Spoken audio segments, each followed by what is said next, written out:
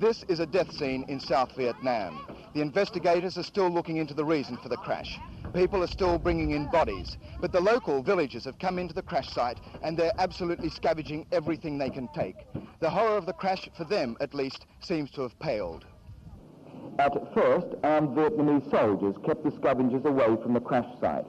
But the first few trickled in Sunday afternoon, and by Monday morning the mad rush to win the best pickings was on in earnest.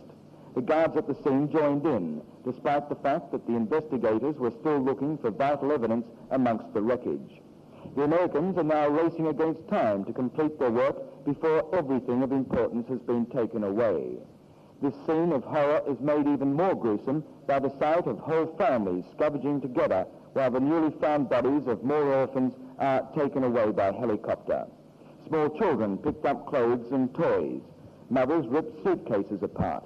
Fathers and sons picked up every saleable piece of scrap metal they could lift. Each family or group made small mounds of their pickings, guarding them against other encroaching scavengers. The soldiers, still presumably on duty, looked carefully for electrical equipment or for valuables. No one seemed embarrassed as we filmed these scenes.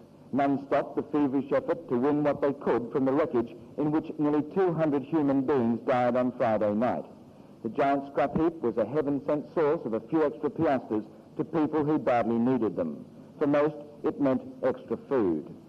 Flying over the wreckage by helicopter, it was possible to see the extent of the crash. The few larger pieces of wreckage gave no indication that this is all that remains of a C5 Galaxy, the biggest aircraft in the world, standing as high as a 6-story building.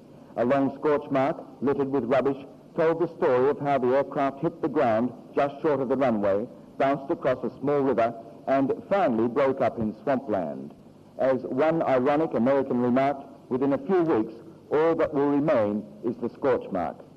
Richard Pelfreman, ABC News, Saigon.